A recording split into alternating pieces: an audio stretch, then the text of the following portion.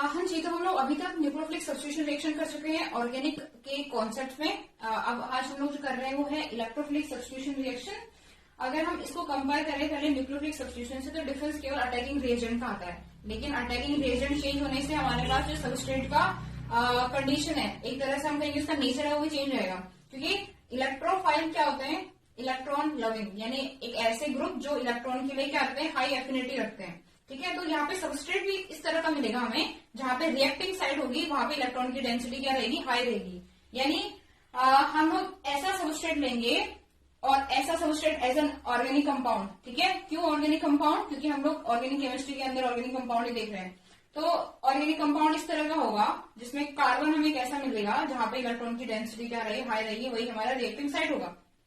हमने उनको दो पार्ट्स में डिवाइड किया है, एलिफैटिक और एरोमेटिक। उनके किसके हिसाब से? बिहेवियर, क्योंकि दोनों का बिहेवियर अलग अलग होता है। एक में एरोमेटिक रिंग प्रेजेंट है, दूसरे में क्या है? सिंपल चेन या ब्रांच स्ट्रक्चर हो सकता है, और दोनों अलग अलग टाइप से बिहेव करेंगे। इसलिए हम इनको एलिफैटिक और एरोमेटिक के उसमें पढ़ेंगे, अलग अलग पार्ट्स में। तो पहला हम बात कर रहे हैं एलिफैटिक इलेक्ट्रोफिलिक सब्स्टिट्यूशन रिएक्शन की। यहाँ पे हमारे पास जो स्ट्रेट चेन होते हैं ऑर्गेनिक कंपाउंड के या ब्रांच स्ट्रक्चर हो सकते हैं, उनका हम लोग उनपे हम लोग इलेक्ट्रोफाइल का अटैक कराएंगे। लेकिन इलेक्ट्रोफाइल का अटैक के लिए कंडीशन क्या करनी हमने भी, कि ऐसा कोई साइट प्रेजेंट होना चाहिए या ऐसा कोई कार्बन प्रेजेंट होना चाहिए जिसमें इलेक्ट्रॉन की डेंसिटी क्या रहे? हाई रहे। इसलिए कंडीशन यहाँ पे ये होती है कि हमारे पास ऑर्गेनिक सबस्ट्रेट में एक ऐसा प्रेजेंट होना चाहिए कार्बन जिसका बॉन्ड जो हो क्या हो? स्लाइटली पोलर हो किसी ग्रुप के साथ, और पोलैरिटी सेंस में हो कि निगेटिव चार्ज आए किस पे? कार्बन पे, और उस ग्रुप पे क्या है? पॉजिटिव चार्ज आए। यानी कार्बन की इलेक्ट्रोनिगेटिविटी उस ग्रुप से क्या होनी चाहिए? ज्यादा होनी चाहिए। जो ग्रुप बाहर निकल रहा है उससे क्या होनी चाहिए? ज्यादा कार्बन की इलेक्ट्रोनिगेटिविटी होनी चाहिए, ताकि वो क्या हो, जब बॉन्ड डिसोशिएट हो तो इस साइड को, यानी इलेक्ट्रॉन का डिस्पर्जन कार्बन की तरफ हो। इस केस में इस पे इलेक्ट्रोफाइल जो होगा अटैक करेगा, और क्योंकि ये सब्स्टिट्यूशन रिएक्शन है, ये लिविंग ग्रुप जो होगा बाहर निकल जाएगा और उसकी जगह पे क्या जुड़ जाएगा? हमारा इलेक्ट्रोफाइल। कुछ इस तरह से यहाँ पर जाएगा ई, और एक्स ग्रुप हमारा क्या निकल गया? बाहर। ठीक है, अब देखो जो ग्रुप बाहर निकल रहा है, यानी हमारा लिविंग ग्रुप, इसको हम लिविंग ग्रुप कह देते हैं। ये लिविंग ग्रुप पे भी क्या आ रहा है? पॉजिटिव चार्ज आ रहा है, यानी ये भी एक टाइप का क्या हुआ? इलेक्ट्रोफाइल ही हुआ। लेकिन इसको इलेक्ट्रोफाइल में कह के हम लोग कह देते हैं इलेक्ट्रोफ्यूज।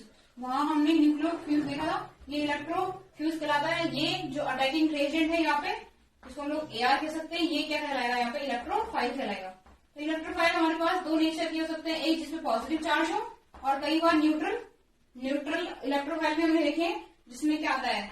BF3 आता है, AlCl3 आता है। ज्यादातर लुईस एसिड जो होता है वो इसी के अंदर आता है, क्योंकि इनके पास पूरा ऑक्टेट क्या होता है? वैलेंस शेल में नहीं होता। ठीक है, ये रिएक्शन है हमारे पास इलेक्ट्रोफिलिक सब्स्टिट्यूशन रिएक्शन का एक हम कह सकते हैं मॉडल हो गया है। इस तरह से होती है। अगर हम इस रिएक्शन की मैकेनिज्म को समझने की कोशिश करें तो हम लोग उसको दो तरह से समझेंगे। दो तरह की मैकेनिज्म ये फॉलो कर सकते हैं। एक होती है SE1 और SE2। जैसे हम लोगों ने SN1 और SN2 देखा था, वैसे SE1 और SE2 होती है। तो पहला हम देख रहे हैं SE1, नाम से क्या चल रहा है? That is unimolecular electrophilic substitution. Unimolecular electrophilic substitution में मॉलिक्यूलरिटी क्या होती है? रिएक्शन की क्या होती है? सिंगल यानी वन होती है। यानी जो जिस स्टेप पे या जिस रिएक्शन पे क्या होगा? रेट ऑफ रिएक्शन डिपेंड कर रहा होगा, रिएक्शन की जो स्पीड होगी वो डिपेंड कर रही होगी, उसमें सिंगल मॉलिक्यूल क्या कर रहा होगा? पार्टिसिपेट कर रहा होगा। SE1 सेम SN1 की तरह होती है, दो स्टेप में खत्म होती है। जिसमें स्टेप 1 जो होती है वो क्या होता है? उसमें होगा हमारे पास रिवर्सिबल हेट्रोलाइटिक फिशन होगा। रिवर्सिबल क्या होगा? Heterolytic fission. बॉन्ड जो होगा वो हेट्रोलाइटिकली क्या होगा? टूटेगा। और हेट्रोलाइटिकली किस तरह से टूटेगा कि हमारे पास जो रिजल्ट होगा वो क्या बनेगा? कार्बन पे निगेटिव चार्ज आएगा। क्या बोलते हैं इसको? कार्बन आयन बनेगा। साथ में क्या होगा? एक्स ग्रुप पॉजिटिव चार्ज के साथ बाहर हो जाएगा। ये रिएक्शन कैसे होती है? रिवर्सिबल होती है। रेट क्या हो सकता है? दोनों साइड होता है। रेट फॉरवर्ड भी हो सकता है, बैकवर्ड हो जाएगा। इसलिए इस रिएक्शन में कंडीशन, जो रिएक्शन की कंडीशन होती है वो बहुत इंपॉर्टेंट होती है, और उसमें लिविंग ग्रुप भी क्या करेगा? मैटर करेगा कि लिविंग ग्रुप कैसा है। क्लियर होगी बात? ये स्टेप हुआ फर्स्ट। सेकंड जो स्टेप होता है उसमें कार्बन आयन जो होता है वो मीडियम में क्या होंगे? जो इलेक्ट्रोफाइल प्रेजेंट होंगे उन पे अटैक करेगा। तो क्योंकि कार्बन आयन जो होगा उसमें चार्ज है और इलेक्ट्रोफाइल पे अटैक करने के बाद चार्ज खत्म हो रहा है, यानी रिएक्शन स्टेबिलिटी की तरफ जा रही है। तो ये रिएक्शन कैसे होती है, बहुत ही फास्ट होती है। कार्बन आयन जो होगा वो इलेक्ट्रोफाइल पे क्या करेगा, अटैक करेगा, और हमारे पास रिजल्ट क्या आएगा, ये इलेक्ट्रोफाइल इस पे जुड़ जाएगा, बॉन्ड बना लेगा कोवलेंट, और हमारे पास ये रिजल्ट आया। तो हमें देखना क्या है, हमारे पास जो ये इंटरमीडिएट बन रहा है, ये हमारा क्या मीडिएट, ये इंटरमीडिएट जो है इसका हाइब्रिडाइजेशन देखते हैं जरा, क्या हाइब्रिडाइजेशन आ रहा है। यहाँ पे तो 4 बॉन्ड है और 4 बॉन्डिंग पेयर है, यानी हाइब्रिडाइजेशन कौन सा होगा, कार्बन का इस टाइम पे sp3। लेकिन इसका क्या होगा, अगर हम इसका स्ट्रक्चर देखें तो ये इस तरह से बन रहा होगा, जिसमें ये ऑर्बिटल जो p ऑर्बिटल है ये फिल होगा इस टाइम पे, फुल नॉन बॉन्डिंग है, और नॉन बॉन्डिंग ऑर्बिटल हाइब्रिडाइजेशन में पार्टिसिपेट करते हैं, यानी यहाँ पे भी एक्चुअली 3 बॉन्डिंग पेयर है, एक नॉन बॉन्डिंग है, टोटल 4। यहाँ पे भी हाइब्रिडाइजेशन क्या है, sp3 है। अब जो अटैक करने वाला इलेक्ट्रोफाइल है, ये फुल है, ये फुल है, ठीक है, ये ही ऑर्बिटल होता है। अब जो आने वाला इलेक्ट्रोफाइल है ये 2 तरह से अटैक कर सकता है। किस तरह से, या तो करे ये इस साइड से, जिस साइड से हमारा लिविंग ग्रुप निकला है, या ये करे बैक साइड से, यानी हमारे पास जो प्रोडक्ट है उसका कॉन्फ़िगरेशन जो हो सकता है ये भी हो सकता है, और दूसरा क्या हो सकता है, ये हमारे पास ये दोनों प्रोडक्ट हमें क्या सकते हैं, रिएक्शन के मीडियम में मिलेंगे एट द लास्ट में, ठीक है। इसको क्या बोल देते हैं, क्या बोलेंगे इसको, जब कॉन्फ़िगरेशन रिएक्टेंट का और प्रोडक्ट का सेम रहता है तो उसको रिटेंशन कह देते हैं, कि कॉन्फ़िगरेशन क्या रहा, रिटेन रहा। और अगर हम लोग उल्टा हो जाता है तो उसको क्या कहते हैं, इन्वर्जन कह देते हैं। इसका यूज करेंगे हम लोग उसकी स्टीरियोकेमिस्ट्री में, तो इसको ध्यान से देखिएगा। क्लियर हो गई बात। अब इस रिएक्शन की सबसे पहले बात करते हैं काइनेटिक्स के, कि इस रिएक्शन की जो रेट है वो डिपेंड किस पे कर रही है। तो काइनेटिक्स को देखें तो, क्योंकि पहली स्टेप जो थी रिवर्सिबल हेटेरोडाइटिक थी, और ये रिएक्शन कैसे होती है, स्लो होती है, स्लो रिएक्शन होती है, इसलिए इसकी काइनेटिक्स जो होगी वो केवल स्टेप 1 पे डिपेंड कर रहा होगा। कैसे, किस पे डिपेंड कर रहा होगा, स्टेप 1 पे, यानी रेट इक्वल्स टू क्या होगा, कि रेट कांस्टेंट और क्या हो जाएगा, सबस्ट्रेट, केवल सबस्ट्रेट की कंसेंट्रेशन पे डिपेंड करेगा। इसलिए ये रिएक्शन कैसे बन जाएगी, first order reaction, first order reaction, ठीक है। तो हमारे पास SE1 जो हो गया वो कैसे हो गया, फर्स्ट ऑर्डर, और किस पे डिपेंड करिए, सबस्ट्रेट के, यानी इलेक्ट्रोफाइल का कंसंट्रेशन बढ़ाने या घटाने पे रेट ऑफ द रिएक्शन क्या होगा, चेंज नहीं होगा, उसको कोई फर्क नहीं पड़ेगा इलेक्ट्रोफाइल के कंसंट्रेशन से। फिर कोई बात करते हैं इसकी स्टीरियोकेमिस्ट्री की।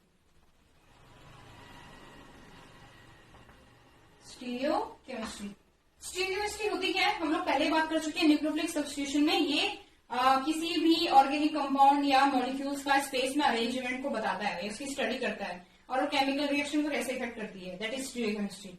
लेकिन ये हमेशा कहाँ पे प्रेजेंट होगी, जहां पे हमारे पास ऑर्गेनिक कंपाउंड होंगे, ऑप्टिकली एक्टिव होंगे। ऑप्टिकली एक्टिव यानी उसके अंदर कम से कम एक किरल सेंटर होना ही होना चाहिए, ये एटलीस्ट कंडीशन होती है, ठीक है। कम से कम क्या होना चाहिए, एक किरल सेंटर मौजूद होना चाहिए, तब जाके ऑर्गेनिक कंपाउंड क्या कहलाता है, ऑप्टिकली एक्टिव कहलाता है। तब जाके हम लोग उसके अंदर उसकी स्टीरियोकेमिस्ट्री की रीडिंग करते हैं। तो ऑप्टिकली एक्टिव कंपाउंड के लिए किरल सेंटर होना चाहिए। तो किरल सेंटर होगा कब, जब कार्बन क्या हो, असिमेट्रिक हो, पूरी तरह से क्या हो, उसके अंदर सिमेट्री कहीं से कहीं तक नहीं होनी चाहिए। तो ऐसा कार्बन जिसके जो चारों ग्रुप जो उसमें जुड़े हुए होते हैं वो डिफरेंट हो, जैसे हमने कहा ए, ये बी है, ये सी और डी है, इस तरह का कार्बन किरल कहलाता है। तो इस तरह के हम लोग रिएजेंट लेंगे, सबस्ट्रेट लेंगे, इसी तरह का हम लोग क्या लेंगे, एक तरह का एक सबस्ट्रेट लेंगे, जैसे हमने ले लिया, तो हमने एक सबस्ट्रेट लिया जैसे कार्बन, और हमने इस पे ग्रुप लगा दिए, लगाया हमने मिथाइल, इधर लगाया इथाइल, और इधर लगा दिया प्रोपाइल। इस पे हम लोग क्या कर रहे हैं, इसकी मैकेनिज्म देखते हैं। तो इसकी मैकेनिज्म जो होगा इस टाइम पे, ये भी कोई ग्रुप है एक्स हमेशा याद रखना कि कार्बन से कम इलेक्ट्रोनेगेटिव होना चाहिए, कोई हाइड्रोजन भी हो सकता है, ठीक है। इसके अलावा कोई मेटल लाइक सोडियम हो गया, पोटेशियम हो गया, इवन ऑर्गेनोमेटालिक कंपाउंड में चीज देखने को मिलता है, जैसे ग्रिग्नार्ड रिएजेंट होता है, MgBr, जैसे हमने इस पे MgBr का वो लगा दिया, ग्रुप लगा दिया MgBr, ठीक है। तो कार्बन और मैग्नीशियम के बीच में अगर हम इलेक्ट्रोनेगेटिविटी देखें तो कार्बन की इलेक्ट्रोनेगेटिविटी ज्यादा है, तो ये बॉन्ड इस तरह से टूटेगा। यहाँ पे अगर हम किसी नए इलेक्ट्रोफाइल का अटैक कराएं, ठीक है, इलेक्ट्रोफाइल ले लें, जैसे हमने NO2 पॉजिटिव हमने इलेक्ट्रोफाइल लिया, तो इसका जो अटैक होगा इसमें वो इस साइड से भी हो सकता है, ठीक है, और क्या हो सकता है, इसके बैक साइड से भी पॉसिबल है, that is front side attack, ये बैक साइड अटैक है। तो हमारे पास जो रिजल्ट आएगा रिएक्शन के लास्ट में वो क्या आएगा, एक बार तो ये रिजल्ट होगा, कि NO2 यहाँ जुड़ जाएगा। इसमें कौन से ग्रुप है, यहाँ पे इथाइल है, यहाँ पे मिथाइल है और यहाँ पे प्रोपाइल है। एक ये प्रोडक्ट बनेगा, दूसरा क्या बनेगा NO2 और यहाँ पे आ जाएगा ये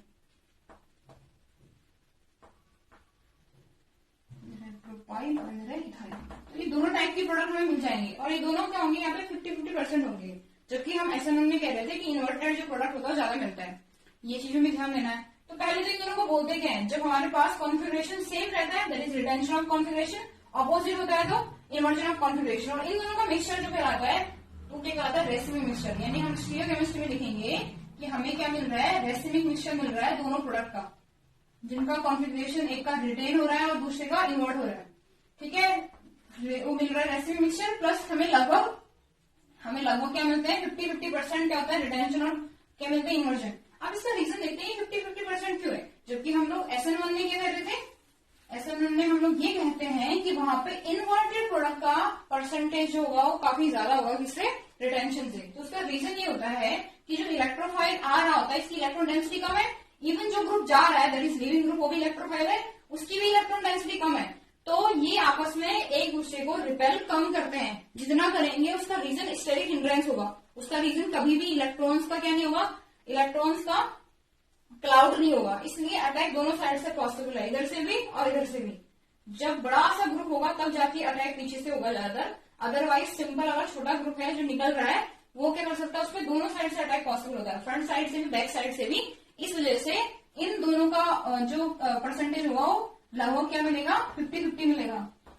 क्लियर हो गई बात। तो ये थी SE1। इसका एग्जाम्पल जो है वो है hydrogen deuterium exchange reaction, hydrogen deuterium exchange reaction. इसमें तो हाइड्रोजन ड्यूटेरियम एक्सचेंज रिएक्शन में होता क्या है, इसमें कोई ऐसा ग्रुप मौजूद होगा जिसपे क्या होगा, कार्बन और हाइड्रोजन का बॉन्ड होगा। जैसे हमने मीथेन ले लिया है, ठीक है, मीथेन की रिएक्शन जैसे हमने बेस से कराई, ये बेस जो होगा एज अ कैटलिस्ट होता है, रिएक्शन में पार्टिसिपेट नहीं करता है, क्या करता है केवल उसको हाइड्रोजन को निकलने में असिस्ट कर रहा होता है। तो ये निकलेगा, ये बॉन्ड इधर हो जाएगा, हमारे पास क्या बन जाएगा H3C नेगेटिव, यानी हमारे पास कार्बोनाइन बन रहा है किसका, मिथाइल का।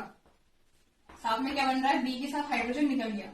सेकेंड रिएक्शन जो हमारे पास होगी उसमें इलेक्ट्रोफाइल पे अटैक होगा किसका, जो इलेक्ट्रोफाइल है वो बेस के साथ जुड़ा हुआ है डी, दैट इज ड्यूटेरियम। अगर हम बेस को देखें तो बेस क्या होगा, बेस पे निगेटिव चार्ज आएगा, इससे पॉजिटिव चार्ज होगा, तो ये कार्बोनाइन उस पॉजिटिव चार्ज पे अटैक करता है, पॉजिटिव इलेक्ट्रोफाइल पे अटैक करता है और फास्ट रेट के साथ हमारे पास प्रोडक्ट आता है CH3D। हाइड्रोजन की जगह पे ड्यूटेरियम जुड़ गया है, इसलिए इसको क्या कहते हैं, हाइड्रोजन ड्यूटेरियम एक्सचेंज रिएक्शन कहते हैं। और बेस जो हमने स्टार्टिंग में जैसे डाला था मीडियम में, लास्ट में मीडियम में वैसे मिल गया, यानी एज ए कैटलिस्ट की तरह बिहेव कर रहा है और रिएक्शन की स्पीड को बढ़ा रहा है। क्लियर हो गई। ये रिएक्शन जो है वो SE1 का एक एग्जाम्पल है। ठीक है, अब दूसरा जो टाइप होता है इसी रिएक्शन में, इसी रिएक्शन का दैट इज इलेक्ट्रोफिलिक सब्स्टिट्यूशन का, उसका दूसरा मैकेनिज्म होता है SE2 यानी by molecular substitution reaction. By molecular substitution reaction नाम से पता चल रहा है कि रेट ऑफ रिएक्शन जिस स्टेप पे या जिस रिएक्शन पे डिपेंड करेगी उसमें दो मॉलिक्यूल पार्टिसिपेट कर रहे होंगे। ठीक है, तो इस तरह का रिएक्शन में कंडीशन ये होती है कि यहाँ पे जो C और लिविंग ग्रुप होगा, कार्बन और लिविंग ग्रुप का जो बॉन्ड होगा उसमें लिविंग ग्रुप आसानी से बाहर जाएगा नहीं, तो मीडियम में जो इलेक्ट्रोफाइल होंगे उनपे पहले ही अटैक हो जाएगा। ठीक है, मीडियम में जो इलेक्ट्रोफाइल होंगे उनपे क्या हो जाएगा, पहले ही अटैक हो जाएगा। ये अटैक जो होता है यहाँ पे दो टाइप से पॉसिबल है, दो टाइप से। इस बॉन्ड का एक बार तो ऐसा अटैक होगा तो हमारे पास रिजल्ट क्या आएगा, इस बॉन्ड पे रिजल्ट क्या आएगा, एक्स स्टेप बाहर हो गया, एक तो ये आया। दूसरा सेम ये रिएक्शन, लेकिन इलेक्ट्रोफाइल का अटैक जो होगा वो इस तरफ होगा, तो इस पे हमारे पास रिजल्ट क्या आएगा, हमारे पास रिजल्ट ये आया। दिख रहा है क्या रिजल्ट आ रहा है, एक में सेम कॉन्फ़िगरेशन है किसकी तरह, रिएक्टेंट की तरह, that is retention of configuration, और एक में क्या हो रहा है, इसका ऑपोजिट हो रहा है यानी इन्वर्जन ऑफ कॉन्फ़िगरेशन। मैकेनिज्म वही होगी, कंसर्टेड मैकेनिज्म होगी। एक ही रिएक्शन में क्या होगा, एक ही स्टेप में हमारे पास प्रोडक्ट आ जाएगा, बीच में ट्रांजिशन स्टेट मिलेगी, वो ट्रांजिशन स्टेट इतने कम टाइम के लिए बनती है कि हम Sc2 के केस में उसको दिखाते भी नहीं है, ठीक है, नैनो सेकेंड्स के लिए। और हमारे पास जो इलेक्ट्रोफाइल अटैक कर रहा है, दो साइड से अटैक कर रहा है, that is front side attack, front side से, और इसमें क्या हो रहा है, बैक साइड से। तो हमारे पास जो दोनों प्रोडक्ट है, रिटेंशन और इन्वर्जन है, वो मिल जा रहे हैं। और इसलिए इस रिएक्शन का अगर हम काइनेटिक्स की बात करें तो दोनों पे डिपेंड करेगी, सबस्ट्रेट और इलेक्ट्रोफाइल में भी। तो इस रिएक्शन की जो काइनेटिक्स होती है किस पे डिपेंड करती है, बोथ सबस्ट्रेट और दूसरा किस पे, इलेक्ट्रोफाइल पे, तो दोनों पे डिपेंड करेगी। इसलिए ये रिएक्शन जो होती है वो जनरली क्या होती है, सेकेंड ऑर्डर की होती है। लेकिन अगर ऐसा होगा कि इलेक्ट्रोफाइल का कंसंट्रेशन हम इतना ज्यादा अमाउंट में डाल दें तो उसका टाइम के साथ जो उसका कंसंट्रेशन में कोई चेंज नहीं आएगा, या इतना कम चेंज आएगा जिसको हम लोग क्या कर सकते हैं, नेग्लेक्ट कर सकते हैं। उस केस में जो रेट होगी, जो काइनेटिक्स यानी जो हमारी रेट होगी, वो केवल किस पे डिपेंड करेगी, सबस्ट्रेट पे। किस पे डिपेंड करेगी, केवल सबस्ट्रेट पे। के डैश है, जिसमें के डैश जो होगा, के डैश क्या होगा, कांस्टेंट तो है, जिसके अंदर रेट कांस्टेंट मल्टीप्लाई बाय क्या आ रहा है, इलेक्ट्रोफाइल आ रहा है, क्योंकि इलेक्ट्रोफाइल को भी हमने कांस्टेंट ले लिया है। तो हमारे पास रेट, इस तरह का जो रिएक्शन होता है उसको हम लोग स्यूडो फर्स्ट ऑर्डर रिएक्शन कहते हैं, स्यूडो फर्स्ट ऑर्डर रिएक्शन। और रेट केवल किस पे डिपेंड कर रही है, सबस्ट्रेट पे ही। इसलिए ये जो रिएक्शन है ये किसका एग्जाम्पल है, इसलिए ये रिएक्शन जो है एसिड टाइप की होती है। कंसिडर्ड मैकेनिज्म है, सेकंड ऑर्डर की है, स्टीरियोकेमिस्ट्री दोनों हो रहा है, रिटेंशन और इन्वर्जन। पर इसमें एक और नई चीज मिलती है जिसको कहते हैं SEI। SEI क्या होता है, SEI Sc2 के अंदर ही आता है वो SEI। I मीन्स होगा यहाँ पे इंटरनल, ठीक है। एक रिएक्शन देखते हैं, उसे समझते हैं। जैसे ये हमारा कोई सबस्ट्रेट है जिसपे हमारा कोई न्यूट्रल इलेक्ट्रोफाइल है, न्यूट्रल Y और Z। मान लिया हमने हमारा Y वाला पार्ट जो है इसका इलेक्ट्रोफाइल है, Z जो है वो एक्स्ट्रा ग्रुप है। तो ये जो एक्स्ट्रा ग्रुप होता है, इलेक्ट्रोफाइल का काम तो है क्या करना, इस बॉन्ड पे इलेक्ट्रोफाइल अटैक होगा। जो Z करता है वो इस लिविंग ग्रुप को असिस्ट करता है, बाहर निकलने में हेल्प करता है एक तरह से। इस तरह की रिएक्शन में Z जो होगा वो इसको बाहर निकालने में क्या करेगा, हेल्प करेगा। ये वाला बॉन्ड जो आ रहा है, जो Y और Z का बॉन्ड है, वो X के साथ बाहर जा रहा है, कुछ इस तरह से बन गया। साथ में क्या होगा, X और Z बॉन्ड बना के बाहर। इस तरह की जो मैकेनिज्म को फॉलो करते हैं रिएक्शन, उनको SEI कह देते हैं। Sc2 ना कह के क्या कहते हैं, SEI। रिएक्शन जो होती है वो उसका भी ऑर्डर क्या होता है, 2 ही होता है, क्योंकि उस पर भी डिपेंड करेगा, इस पर भी डिपेंड करेगा। लेकिन हमारे पास इसमें नया क्या है कि इसमें एक और ग्रुप मौजूद है जो इस ग्रुप को बाहर निकालने में हेल्प कर रहा है। इस तरह की रिएक्शन को हम लोग SEI कह देते हैं, that is internal electrophilic substitution. Internal electrophilic substitution कह देते हैं, ठीक है। Sc2 का ही टाइप होता है। तो यहाँ पे हमारी क्या होती है, मैकेनिज्म खत्म हुई Sc2 और Sc1, ठीक है। Sc2 थोड़ा सा डिफरेंट होती है Sc1 से, किस तरह से कि ये बॉन्ड पे डिपेंड करती है कि बॉन्ड कितना आसानी से ब्रेक होता है। तो दो टाइप के रिएक्शन मैकेनिज्म देख चुके हैं इलेक्ट्रोफिलिक सब्स्टिट्यूशन, एलिफैटी के केस में। दोनों टाइप की मैकेनिज्म पॉसिबल होती है किसी भी गिवन इलेक्ट्रोफिलिक सब्स्टिट्यूशन रिएक्शन के लिए। लेकिन कुछ ऐसी कंडीशन होती है जो फेवर करती है कई बार Sc1 को, कई बार Sc2 को। हम लोग वो फैक्टर्स देखेंगे कि कौन कौन से ऐसे फैक्टर्स होंगे जिनसे रिएक्शन का मैकेनिज्म जो सकता है वो चेंज सकता है। Sc1 हो सकता है, Sc2 हो सकता है। जिसमें पहला हम लोग पढ़ रहे हैं वो है सबस्ट्रेट। क्या है, सबस्ट्रेट। जुड़े हुए ग्रुप ये डिसाइड करते हैं कि Sc1 को कब फेवर होगा और Sc2 का फेवर होगा, फेवरेबल होगा, ठीक है। रिएक्शन की रिएक्टिविटी किसकी साइड को जा रही है।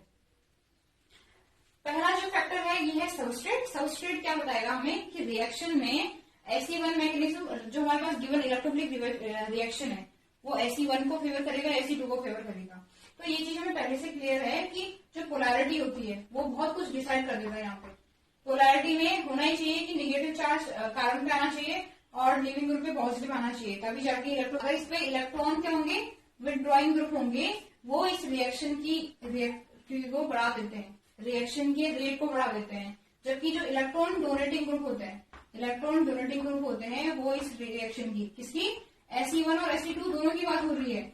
Sc1 हो चाहे Sc2 हो, इलेक्ट्रॉन विथड्रॉइंग ग्रुप उसकी रिएक्टिविटी को क्या करेंगे, इनहेंस करेंगे, जबकि डोनेटिंग क्या होते हैं उसको डिक्रीज करते हैं। क्लियर हो गई बात। जब भी ऐसा सबस्ट्रेट हो जिसमें बहुत सारे क्या होंगे, इलेक्ट्रॉन विथड्रॉइंग ग्रुप होंगे, तो SE1 को ज्यादा फेवर करता है। क्यों? क्योंकि उस केस में इस बॉन्ड की पोलैरिटी बहुत ज्यादा बढ़ जाती है। पोलैरिटी बढ़ेगी तो बॉन्ड बहुत आसानी से क्या होगा, हेट्रोलाइटिकली क्या हो जाएगा, टूट जाएगा और हमें कार्बोनाइन बन जाएगा। कार्बोनाइन बनेगा तो SE1 ही हो रहा है। तो जब भी क्या होंगे, ज्यादा ग्रुप होंगे इलेक्ट्रॉन विड्रॉइंग के किसी गिवन किसमें ऑर्गेनिक सबस्ट्रेट में जहां पे हमें इलेक्ट्रोफिलिक सब्स्टिट्यूशन कराना है, तो क्या हो जाएगा, वो SE1 को फेवर करेगा। और अगर उसमें कम ग्रुप होंगे या कुछ इलेक्ट्रॉन डोनेटिंग ग्रुप हो रहे हैं जो कम डोनेट करते हैं, जिसमें क्या आते हैं, एल्काइल ग्रुप्स आते हैं। ठीक है, एल्काइल ग्रुप्स जो होते हैं प्लस आई इफेक्ट दिखाते हैं, लेकिन इनकी इतना क्या नहीं होता, इनका गिवन नेचर, देने का नेचर जो होता है वो इतना ज्यादा नहीं होता। ठीक है, तो कुल मिला के जो होंगे डोनेटिंग ग्रुप क्या कर रहे होंगे, रिएक्टिविटी को डिक्रीज कर रहे होंगे।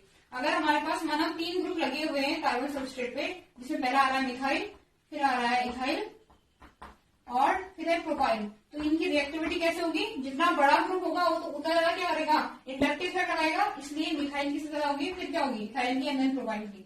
ये क्या है, rate of reactivity, rate of reactivity. और अगर उनपे इस तरह के ग्रुप लगे हुए हैं तो एक्चुअली SE2 को ही फेवर करते हैं, क्योंकि उसमें बॉन्ड में इतनी पोलैरिटी रह नहीं जाएगी, तो यहाँ पे SE2 मैकेनिज्म फॉलो होगी। ठीक है, ये बात हुई सबस्ट्रेट की। दूसरी बात करते हैं सॉल्वेंट की पोलैरिटी की। ठीक है, पोलैरिटी लाइक डिसॉल्व लाइक, ये यहाँ भी यही चलता है।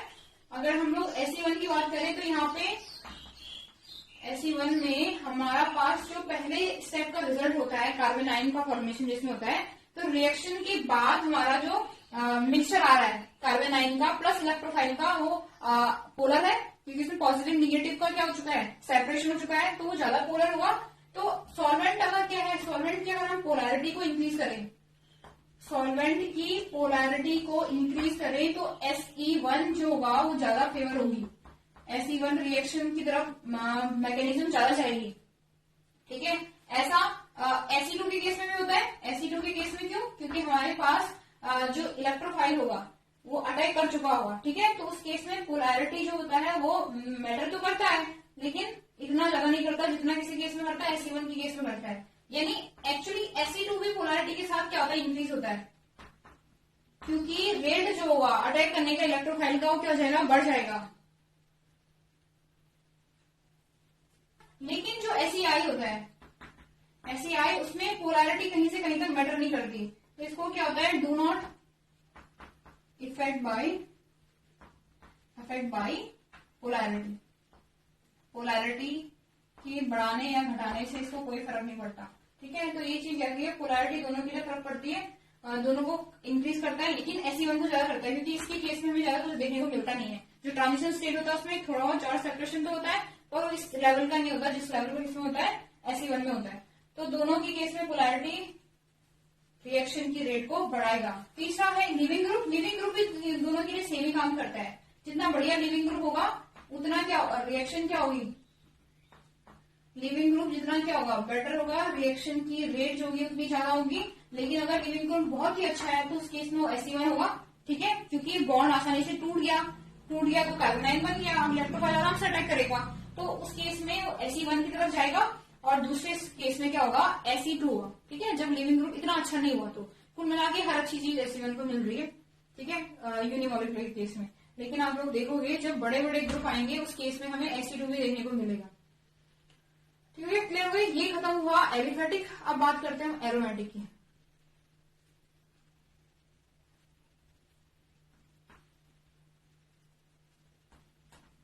एरोमेटिक इलेक्ट्रोफिलिक सब्स्टिट्यूशन, यानी हमारे पास यहाँ पे कम से कम एक ऐसी रिंग अवेलेबल होगी जहां पे कंजुगेशन मिल रहा होगा, और उस कंजुगेशन का रिजल्ट क्या होगा, इलेक्ट्रॉन का डिलोकलाइजेशन। एग्जाम्पल हम बेंजीन की रिंग से स्टार्ट करते हैं। इस रिंग को अगर हम ध्यान से देखें तो यहाँ पे पहले तो हमें देखना है कि किस तरह की रिएक्शन देगा। रिंग में कंजुगेशन होगा, यानी अल्टरनेट सिंगल डबल बॉन्ड होंगे। तो ये जो स्ट्रक्चर होता है इसके ऊपर क्या होता है, क्लाउड लगा होता है, किसका, पाई इलेक्ट्रॉन्स का। अगर हम इसकी स्ट्रक्चर को देखें तो ये कुछ इस तरह का स्ट्रक्चर देता है। ये पाई ऑर्बिटल्स हैं। ये पाई ऑर्बिटल्स जो होते हैं ये रिंग के ऊपर और नीचे एक तरह को क्लाउड बनाते हैं, जिसको हम पाई क्लाउड कहते हैं, पाई इलेक्ट्रॉन्स क्लाउड। और बीच में जो ये रिंग है ये है सिग्मा इलेक्ट्रॉन्स। तो सिग्मा इलेक्ट्रॉन्स तक पहुंचने के लिए किसी भी ग्रुप को पहले पाई इलेक्ट्रॉन्स को पार करना पड़ता है, और पाई इलेक्ट्रॉन जो होते हैं वो बॉन्डिंग में क्या होते हैं, आसानी से इन्वॉल्व होते हैं, इसलिए यहाँ पे इलेक्ट्रोफाइल को फेवर मिलता है। एरोमेटिक के केस में इलेक्ट्रोफाइल जो होते हैं वो आसानी से अटैक करते हैं। क्यों? क्योंकि उनको क्या मिलता है, पाई इलेक्ट्रॉन्स का हेल्प मिलता है। इलेक्ट्रॉन की डेंसिटी रिंग में ज्यादा होती है तो आसानी से इलेक्ट्रोफाइल अटैक करेंगे। लेकिन न्यूक्लियोफाइल के केस में अगर ऐसे ही इस रिएक्शन में अगर हम लोग इस तरह की रिंग में न्यूक्लियोफाइल का अटैक कराएं तो ये पाई इलेक्ट्रॉन्स उसको एक तरह से शील्ड करते हैं। जो अटैक होगा किसी भी ग्रुप का वो तो लास्ट में सिग्मा से होगा, लेकिन पाई उसको कहीं ना कहीं तो इफेक्ट करेंगे। तो इफेक्ट इलेक्ट्रोफाइल के केस में इफेक्ट वो फेवर में करते हैं, ठीक है, जबकि किसी केस में न्यूक्लियोफाइल के केस में वो उसको एक तरह से अपोज कर रहे होते हैं, डिफेंस में काम कर रहे होते हैं। तो इसलिए जो एरोमेटिक कंपाउंड होते हैं ये उनकी कैरेक्टरिस्टिक रिएक्शन होती है, that is electrophilic substitution reaction, क्योंकि उसमें आसानी से इलेक्ट्रोफाइल का क्या हो रहा होता है, अटैक। तो यहाँ पे जो मैकेनिज्म होती है वो एक्चुअली एरिनियम आयन मैकेनिज्म होती है। एरिनियम आयन मैकेनिज्म से क्या मतलब है मेरा, वो ये है कि यहाँ पे जो अटैक होता है वो डायरेक्ट, ठीक है। तो एरोमेटिक एग्जाम्पल से समझते हैं इसको। माना हमारे पास कोई रिंग है और हमने मीडियम में क्या डाल रखे हैं, इलेक्ट्रोफाइल डाल रखे हैं। इलेक्ट्रोफाइल क्या होंगे, ज्यादातर पॉजिटिव चार्ज वाले, कुछ न्यूट्रल भी मिल सकते हैं यहाँ पे भी। तो होगा क्या, पाई जो इलेक्ट्रॉन क्लाउड होता है उस इलेक्ट्रोफाइल पर अटैक करेंगे। अटैक करके जो स्ट्रक्चर बनता है वो कुछ इस तरह से बनेगा। यहाँ पे आएगा वाई, साथ में यहाँ पे हाइड्रोजन भी होगा। अब यहाँ पे आ जाएगा पॉजिटिव चार्ज, पॉजिटिव चार्ज का डिस्पर्सल रिंग पे आ गया, ठीक है। इस स्ट्रक्चर को एरिनियम आयन कहते हैं। अब ये एरिनियम आयन क्या होगा, मूव करता रहेगा। इसमें कुछ क्या मिलेंगे, रेजोनेटिंग स्ट्रक्चर मिलेंगे हमें।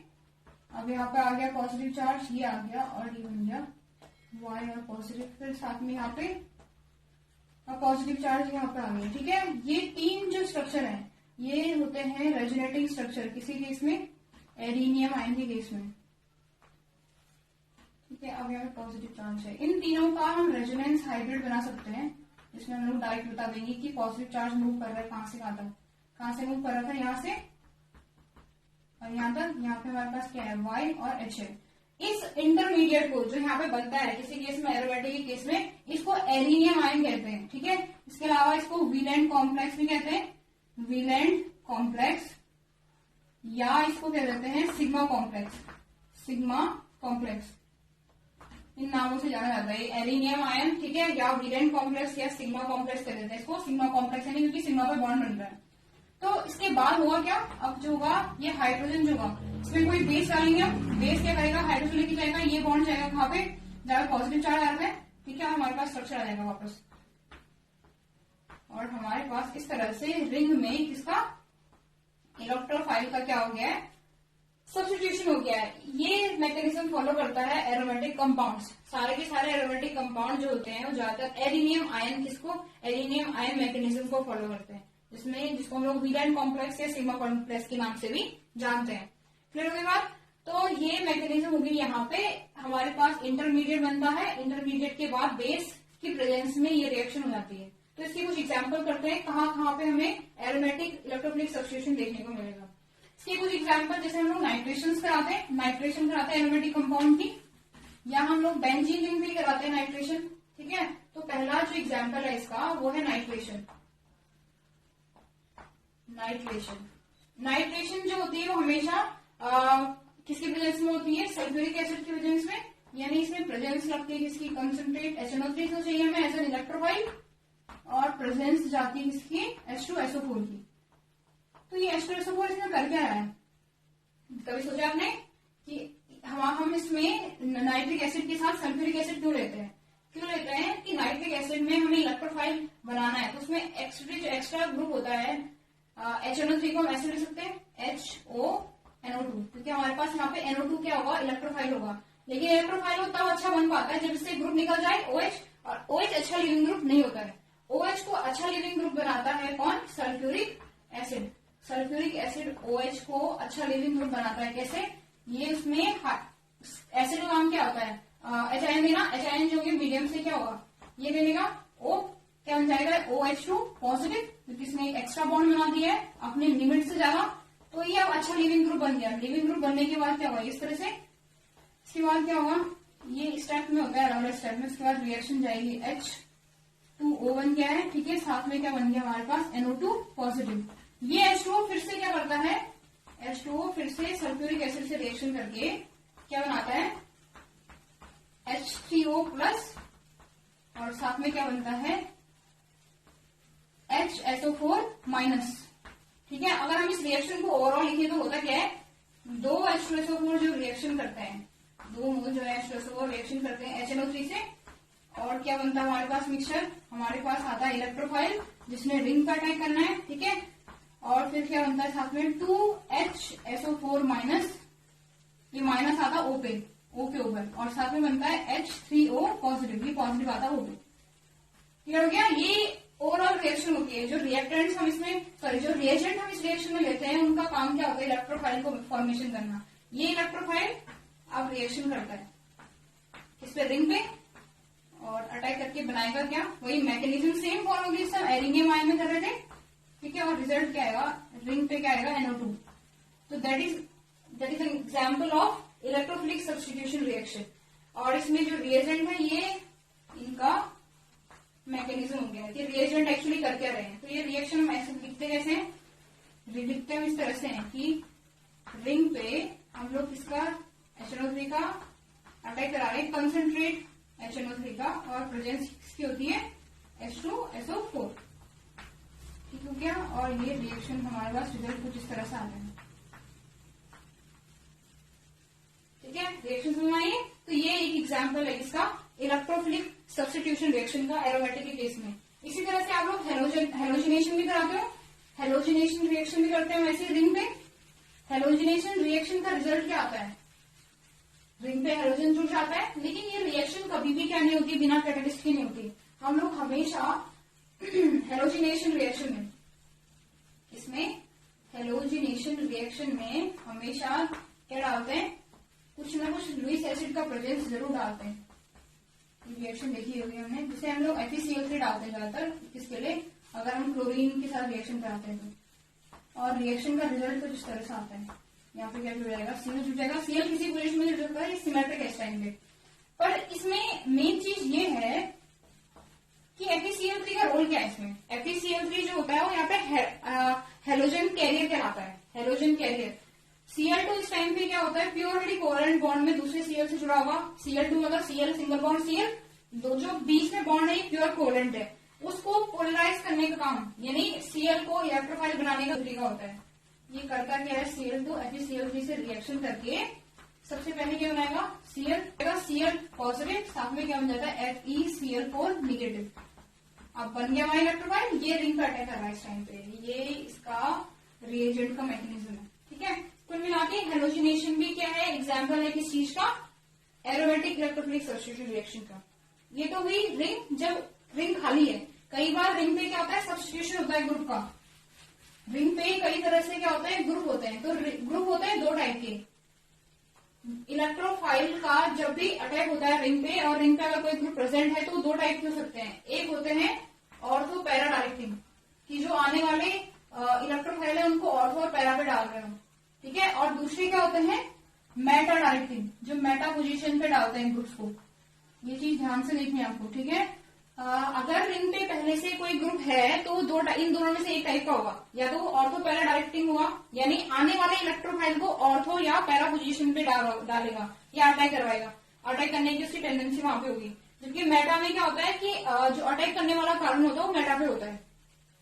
अब ये है कैसा, अगर हमारे पास जो रिंग में ग्रुप है, हमारे पास ये कोई रिंग है, ठीक है, इसको लिख दिया मैंने, ये बेंजीन की रिंग, इस टाइम पे हम एरोमेटिक इसी की बात करते हैं।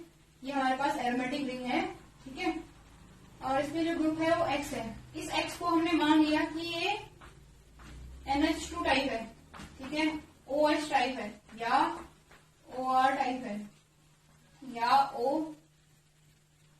OCOR है, OCOR है, या फिर इस तरह से OR ग्रुप है, या NR2 ग्रुप है। इस तरह के जो ग्रुप होते हैं जिनका नेचर क्या होता है, इलेक्ट्रॉन देना होता है, यानी जो इलेक्ट्रॉन रिलीजिंग ग्रुप हो गए। ये कौन से ग्रुप है, इलेक्ट्रॉन डोनेटिंग में कह सकते हो आप इनको। इलेक्ट्रॉन डोनेटिंग जो ग्रुप होते हैं वो किसी भी आने वाले इलेक्ट्रोफाइल को कहाँ पे लेते हैं, कहाँ से अटैक करते हैं उनपे, ऑर्थो या पैरा से। देखिए ये जैसे ग्रुप है, और हमने इसमें क्या लगा था OH, तो ये क्या करेगा, इस तरह से इसकी जो मैकेनिज्म स्टार्ट होगी वो कहां से स्टार्ट होगी, इलेक्ट्रॉन की डेंसिटी बढ़ेगी किस पे, ऑर्थो पे, सही है। फिर ये बॉन्ड इधर को आएगा तो ये यहां जाएगा,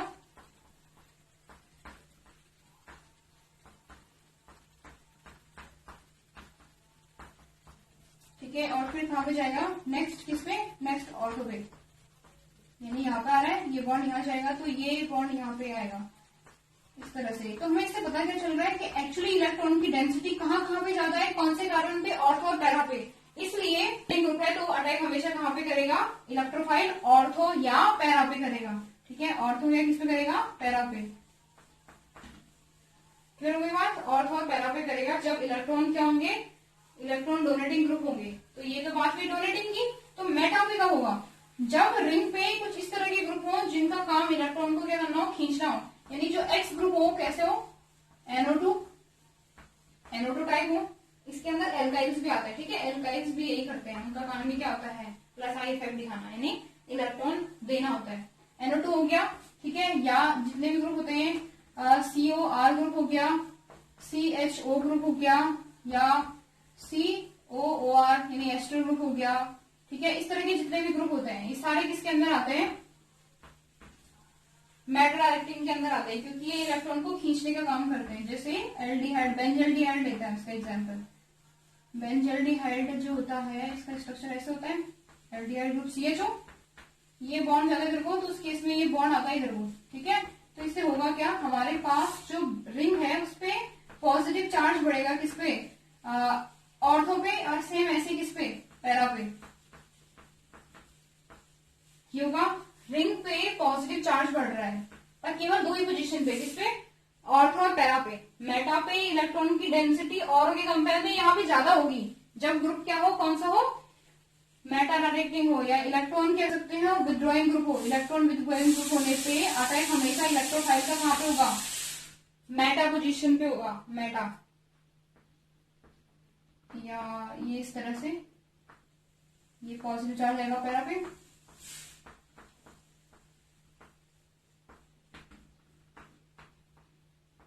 दूसरा ये बनेगा इसका स्ट्रक्चर, ठीक है, पॉजिटिव चार्ज यहाँ पे।